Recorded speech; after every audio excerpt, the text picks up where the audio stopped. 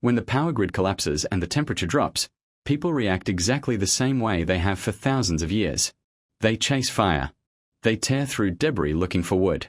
They burn anything that catches, anything that glows. But fire is not rescue. Fire is exposure. Fire is a flare saying, "Someone is alive here. Come look." Fire crackles in the silence. Fire lights up the horizon. Fire reveals your position to anyone who is hungry, desperate, violent, or simply cold enough to take what you have. And worst of all, fire betrays you the moment fuel becomes scarce. When the wood is gone, the flame dies. When the flame dies, the night swallows you again. But your body does not die with it. Your body is the only heat source you carry that cannot be stolen. It is a biological reactor built from bone, blood, and chemistry. It burns calories the way an engine burns fuel. It converts food into motion, awareness, and most importantly, warmth.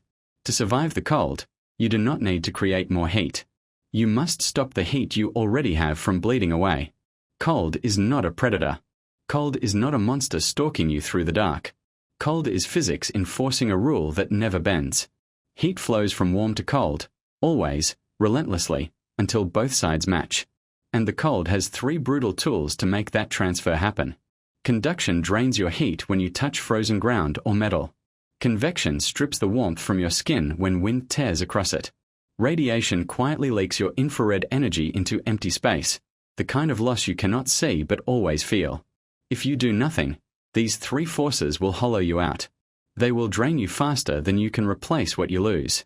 Your mission is not to fight the cold. Your mission is to seal the leaks in your own system. Your body produces heat. Your environment steals it. Survival is the space between those 2 truths. You're not choosing clothes anymore. You're engineering a survival system around your skin. Dry is life. Wet is death. Moisture is the fastest highway for heat loss. Water steals warmth 25 times faster than air. That is why cotton becomes a liability the moment it gets damp. Avoid cotton like you avoid hypothermia. Wool and synthetics stay warm even when wet. They trap heat inside microscopic fibers designed to keep you alive. But here is the tactical truth almost no one understands. Clothes don't warm you. Air warms you. Air trapped inside your layers. Dead air, a still, unmoving buffer, is one of the best insulators nature has ever engineered. Your job is to create more of it. Stuff your jacket with paper. Pack leaves between your shirts. Use bubble wrap like improvised insulation. If it traps air, it traps heat. You're not dressing for appearance. You're fortifying your perimeter. Your first perimeter is your skin. Your second is your clothing. Your third is whatever you can stuff between those layers. Cover your head and neck. Not because heat magically escapes there, that myth is old, but because your brain regulates every survival decision you will make. A cold brain becomes a dangerous brain. Hypothermia rewires judgment before it weakens muscle. The first thing it attacks is your ability to think. Keep your thinking warm. When you sleep, your defenses drop. Your reaction time slows. Your awareness fades. That means your shelter must work even when you can't. If you have no tent, you build a debris hut. Simple, silent, deadly effective. Start with a ridge pole, one long branch anchored against a rock or tree. Lean branches along both sides like ribs. You are building a skeleton first. Then bury it. Completely. This is where most people fail. You need 2 feet of debris on top. Leaves. Pine needles. Grass. Bark. Anything dry and organic. You are not building a comfortable cabin. You are building a thermal cocoon the size of your body. The smaller the interior, the warmer you will be. Cramped is survival. Spacious is death. Now the floor, this is critical. The ground will drain your heat like an open wound. It does not care how strong you are. It does not ask permission. Build a debris mattress at least 6 inches thick. 12 is better. The thicker the barrier, the slower the conduction. A well-made debris hut traps your body heat and holds it like a chamber. A poorly made one kills you quietly while you sleep. Build it right. Your life depends on it more than fire ever will. Your body emits heat constantly. Infrared energy radiates from you every second. Normally, that heat vanishes into the air. But with the right tools, You can turn the environment into a mirror. Mylar is that mirror. A thin, noisy sheet that looks like grocery store trash, but it reflects up to 90% of your radiant heat. Don't just wrap it around your shoulders.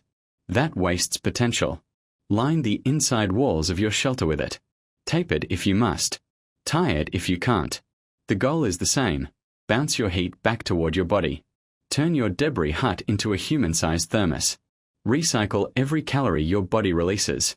If you don't have Mylar, use foil. If you don't have foil, use reflective chip bags. Trash becomes gear when you understand the physics behind it. Survival is repurposing. The cold doesn't care what you use, only that it works. Water is a thermal vault. It absorbs heat slowly, but it releases it even slower. That makes it one of the best heat bank materials in a survival scenario. If you have a way to warm water, even slightly, use it. Fill a bottle. Wrap it with cloth. Press it against your core. This becomes a slow-release battery, a source of warmth that stabilizes your temperature for hours. When the bottle cools, move it to your feet, then to your arms, then to your sides. You are circulating the stored heat like blood. And if you cannot heat the water at all, warm it with your own body. It will take time. It will feel cold. But once warmed, it becomes part of your thermal system. Your body is the generator. The bottle is the battery. Do not waste the energy you produce.